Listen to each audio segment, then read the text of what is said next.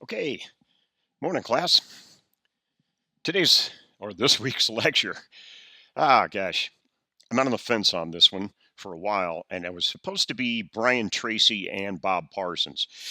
But frankly, after reviewing Brian Tracy, I'm thinking of removing him from the class, from the course syllabus anyway from now on because he really doesn't say very much except, hey, maintain a positive attitude.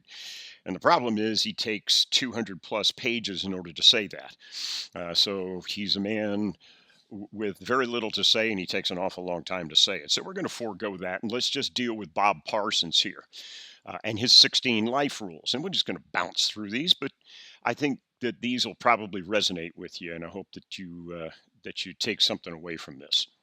Now, well, who is Bob Parsons, and why in the world are we talking about this? Um, All right out of the gate. He says, get out and stay out of your comfort zone. I believe that not much happens of any significance when you're in your comfort zone. And he says, I hear people say, but I'm concerned about security. My response is simple: security is for cadavers.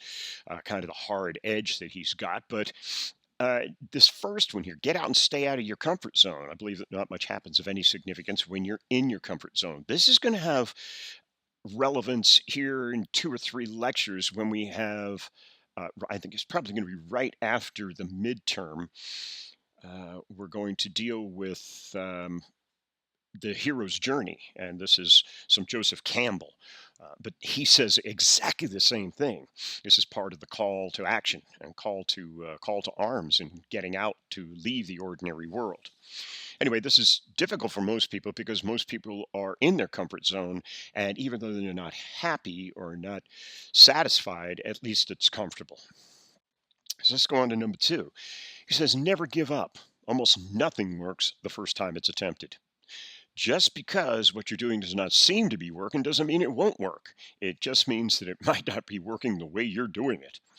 And he goes on to say, if it were easy, everyone would be doing it and you wouldn't have an opportunity. So, an interesting way of thinking outside of the box and being able to view things in terms of the road less traveled. Never give up, though. I'm sure that all of you have been told that. From at one time or another. And as a matter of fact, it's easy to shrug your shoulders, never give up. Oh, yeah, never give up. Oh, really? Well, let me counter that with you say never give up. I say, well, wait a minute, quit crying over spilt milk. Well, never give up. No, quit flogging a dead horse. Well, don't never give up. Nah, close enough for government work. Do you see? Be careful of platitudes because for every platitude on one side, I can provide you with one on the other. But this one right here is one I think that deserves to be attended to because a lot of people tend to give up too quickly and get discouraged, and it's the extraordinary individuals that stick around and take things through to its ultimate conclusion. All right. Oh, my goodness, guys. I hope this one haunts you. I hope this one haunts you. When you're ready to quit, you're closer than you think. It's an old Chinese saying that I just love, and I believe it's so true. It goes like this: the temptation to quit will be greatest just before you're about to succeed. Now, I hope that haunts you because it haunts me. Because there are times when I have been right. I know I put in time and energy and time and energy and time and energy, and I'm fatigued, et cetera, and I'm just about to throw the stuff in the trunk of the car and slam the door and say that's enough. But nah, just wait a minute. Let me try it a couple more times. Then you succeed.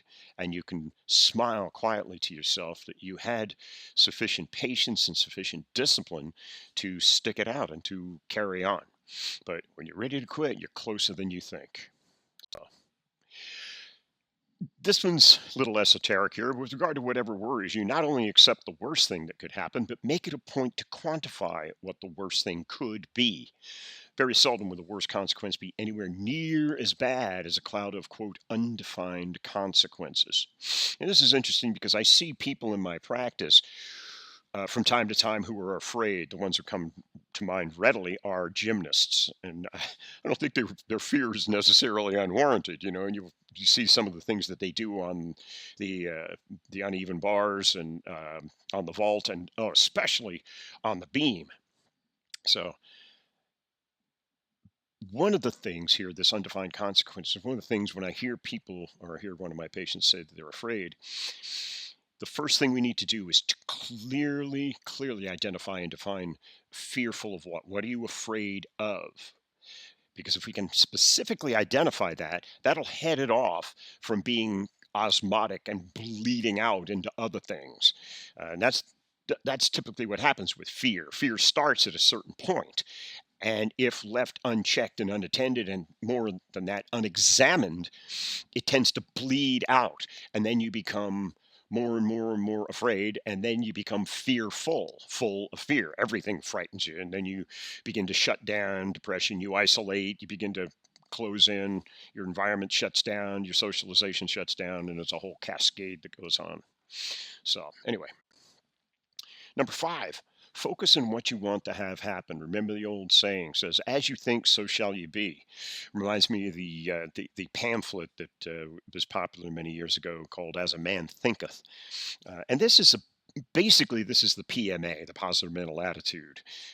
Maintaining a positive mental attitude is difficult many times, but it sure beats the alternative of walking around pissed off all the time, or in a defeatist sense where you walk with your shoulders slumped and your head hanging. Uh, so focus on what you want to have happen. This presupposes that you're going to take the time and the necessary energy, you commit the necessary energy and resources to examining it. This is part of what I told you before. One of the great tragedies of the human condition is that most people live unexamined lives. Well, this is part of the examination. Focus on what you want to have happen. Specifically identify it. It's not enough to sort of kind of, shrug your shoulders and whatever. Whatever? No. Specifically, what? Okay, this one trips slightly off the tongue, and I'm sure that every one of us has said this at one time or another. But again, I want you to resist the temptation of you simply shrugging your shoulders and going, well, okay, yeah, all right, and go about your business. Uh, Here in number six, he says, take things one day at a time. No matter how difficult your situation is, you can get through it if you don't look too far into the future and focus on the present moment. And then he goes on to say, you can get through anything one day at a time. Now, this this is so much of part of our lexicon that we do metaphorically shrug our shoulders and go, yeah, yeah, yeah, one day at a time. Well, guys, one day at a time is still 24 hours. 24 hours. I don't know about you, but there have been times in my life, and I'm not just talking about my military time, but there have been times when I didn't know in the next 5 minutes if I was going to live, if I was going to make it through. So this one day at a time sounds great. Might even write a song about it, but no, it's still a long, long time. Of course, what he's talking about and what most people are talking about is divide that from infinity or from the rest of my life to a much more manageable uh, accommodation of time, one day at a time. And really, you can break that down any way you want. 1 hour at a time, 1 minute at a time, just moment to moment, minute to minute, day to day. Um, but it takes the large, breaks it down into a somewhat more manageable small. Seven is probably the most important of all 16 here, guys. Please, please pay attention on this one. He says, always be moving forward.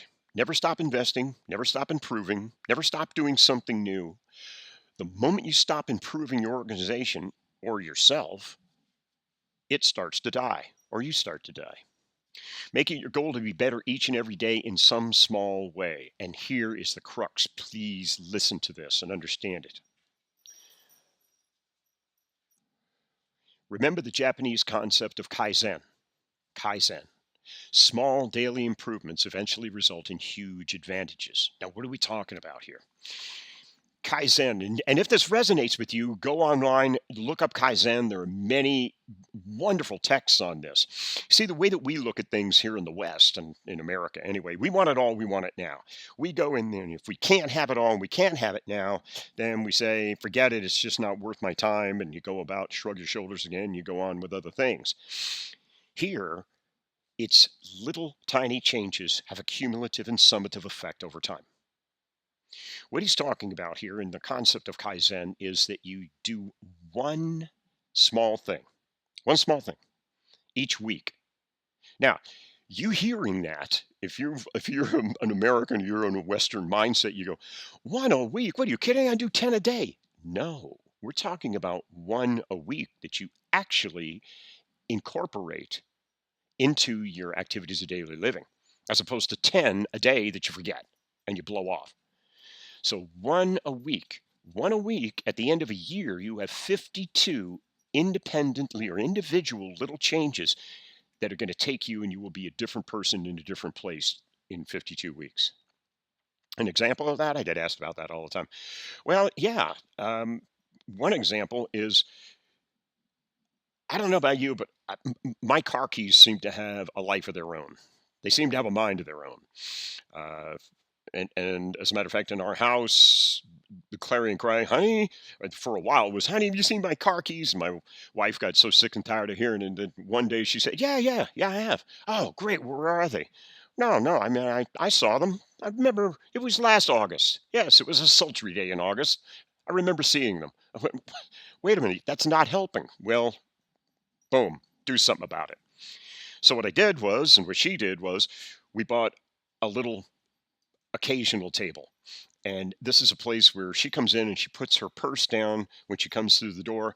This has got a drawer, and I put my keys in there each and every time. From that time, I disciplined myself so that now, I'm looking for my keys, I go directly to that drawer, and they are in there all the time. Because it was a real problem. I mean, the time saving. I think about the cumulative time I wasted searching for my keys. I mean, it must amount to hours or days, even in my life, when you add it all together of me searching and searching and searching. Because what I used to do is just come on up and throw them onto any flat surface, and they, of course, flat surfaces end up elsewhere, down the back of a couch, or off the side of a table, or down the side of whatever. So this concept of Kaizen essentially says a little bit of something beats a whole lot of nothing.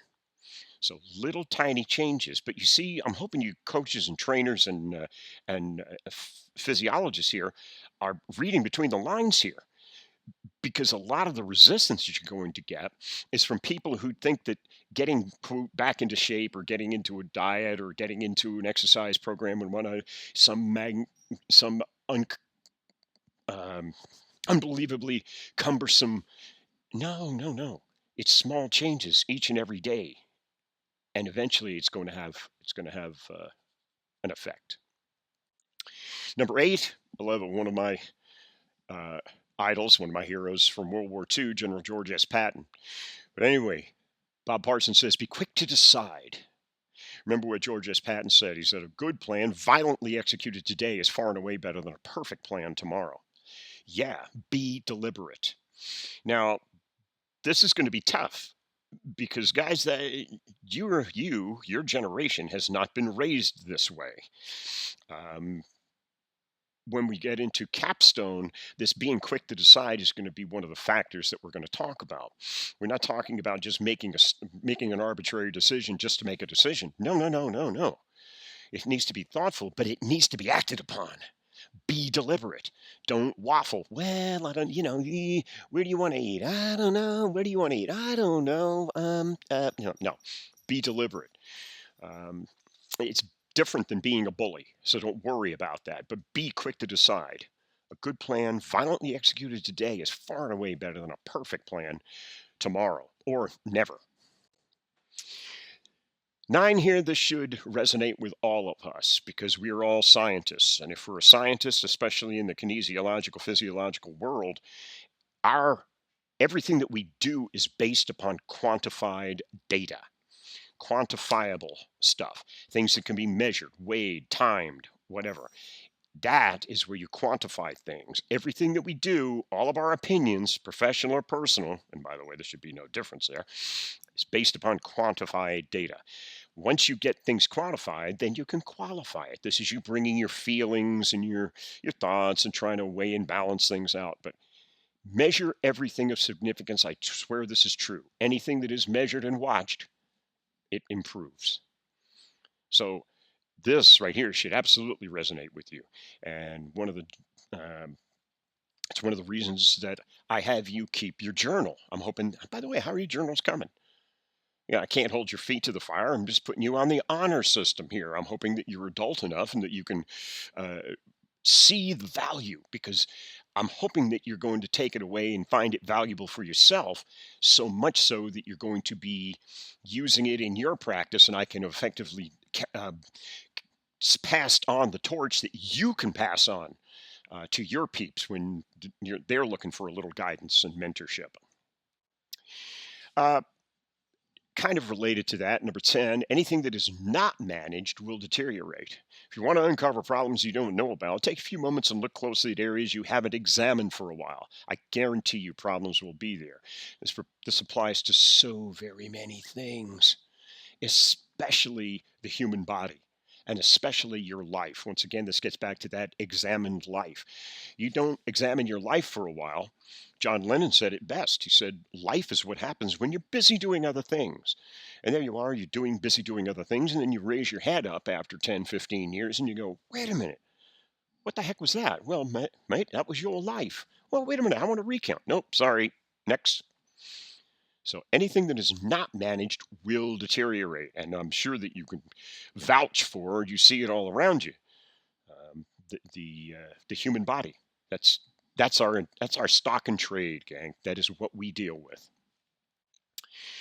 Um, yeah, this is kind of interesting too. Pay attention to your competitors, but pay more attention to what you're doing. When you look at your competitors, remember that everything looks perfect at a distance. Even the planet Earth, if you get far enough into space, looks like a peaceful place. Yeah, yeah. So, in other words, examine your life, examine what's going on, but don't pay attention and try to keep up with the Joneses. The only competitor that you've got, matter of fact, the toughest competition that you're ever going to have is you.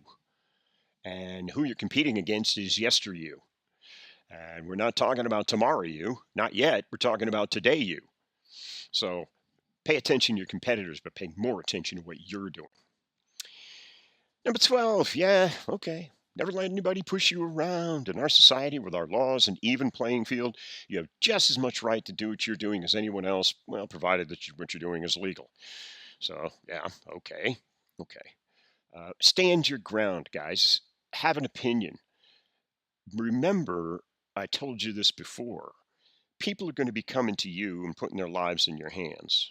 Now, that might just seem like, oh boy, that's kind of cool. No, it's a weighty proposition. It's a huge responsibility. These people can find no help anywhere, and yet they are coming to you for guidance, for mentorship, for leadership, for advice. And my advice, and it's heartfelt, is you better be worthy of that and take it seriously. So be grounded. And the way you get grounded is you start to pay attention to what you're doing and you get introspective. Hopefully, you're able to do that and use your journal as your sounding board. It's an ideal. Remember, the journal is for your eyes only. I'm never going to collect it. Your eyes only. It's going to be valuable as a tool where you can document each and every day that is useful day to day, but it is most useful when you're able to refer back to it a year, 2 years, 10 years, 15, 20, 30 years from now. Matter of fact, if you keep it that long, this is going to be something where you can recount the changes that you went through and the scenarios rather than just shrugging your shoulders once again and going, I don't know, especially this COVID 19 uh, period here for this past 2, 3 months. All right. Well, okay. Never expect life to be fair. It isn't fair. You make your own breaks. Right. Okay. We all know that. We all know that. But see if you are on the track to creating your own opportunities. Go the extra mile. When we get into Capstone, we're going to talk about a great many things that you can do. Um, that's well within your purview. All right, 14, solve your own problems. You find that coming up with your own solutions, you'll develop a competitive edge. Masaru Buka, co-founder of Sony, he said it best: you never succeed in technology, business, or anything by following the others. It's an old Asian saying I remind myself of frequently: a wise man keeps his own counsel. And, I agree with this, but over the years giving this lecture, I've also seen examples of people not necessarily copying, but they haven't had to go back to ground zero and reinvent the wheel. The thing that always The example that always comes to mind is the person who invented the paperclip. The person who invented a paperclip, you think about that. What the hell is a paperclip? Well, it's a piece of wire bent in such a manner so as to affix two or more pieces of paper together temporarily. Boom. Wow. Okay. Well, what did they do? They bent a piece of wire, they experimented, they found it, they patented it, they sold the patent, they made $1 million. Well, rather than going back to ground zero, someone else came along and said, you know what? It would probably grip the paper a little bit more if I put these little dimples all around the outside. So they went there, they patented that, they sold the patent to that, made another $1 million. Same thing, but with little dimples. Then someone came along and said, you know what? Silver's pretty boring. I think we need neon colors. I think we need some pretty paper clips. And so they came out with neon colors of the entire rainbow, and bang, they patented that, made another $1 million. So you see, you don't necessarily have to go back to ground zero and reinvent something. Uh, what's the old expression? The world will beat a path to your door if you invent a better mousetrap. So there you go. This one I like too because uh, I. mm, you're missing part of the Dr. Tom experience here. I got to tell you that because I use a lot of humor and I use a lot more anecdotes and vignettes and tales and jokes and things like this in my live lectures. Here, I don't have the format or the opportunity to do so. So hopefully, after this semester, you'll sign up for PET 4143, Current Issues and Trends. I teach that one, and that's a real kick in the backside. It's a great course, a lot of good stuff in there. And then, of course, you're all going to be seeing me again, and you will be in person for Capstone. But here, look at what he says. He says, don't take yourself too seriously, lighten up. Often, at least half of what we accomplish is due to luck. None of us are in control as much as we'd like to think we are. And this is where I usually open it up to the class and say, okay, guys, you guys believe in luck? Do you believe in luck? Do you believe there's good luck and bad luck? And most people would say, yeah, yeah, yeah. Okay, all right. If you believe in good luck and bad luck, which one dominates in your world? Now, the simple answer to that would be that, well, it depends. And it does. But that's also a cop out because it depends upon situations and circumstance. You know, most of the time in my world, it's good luck. I love seeing that. Matter of fact, I tried on a pair of pants, dress pants that I hadn't worn in, good grief, I don't know, I hadn't worn them in months. Anyway, I went, whoa, my goodness! I went and felt in the back pocket, and that was $20. Money pants. Wow, great. So good luck right there. Um, but then occasionally situations, circumstances arise to where they could be characterized as being bad luck. So just another piece of that examination of life. This is what examined lives do. You begin to tackle difficult questions like this. And once again, I refer you back to your journal. And then finally, 16, there's always a reason to smile. Find it. After all, you're really lucky just to be alive. Life is short. Oh, guys, yeah, yeah, I can't believe I'm 66. That just blows my mind. Seems to me, at least in my private logic, just last year I was out there sitting in the same seats you were sitting in. So, of course, that's fiction. But anyway, life is short. More and more, I agree with my little brother. He always reminds me, we're not here for a long time, but we are here for a good time. So make the most out of it, guys. Lemonade from lemons, you know. And we'll go on. I'll probably talk to you about Dr. Orlick next week. We're going to shift gears, but not really. I like Bob Parsons because he kind of grounds things in common sense and in yeah, common sense and just common logic. When we get into Dr. Orlick next week, he has his wheel of performance and wheel of excellence, and we'll continue our journey into goal seeking and goal satisfaction. And until then, y'all stay safe.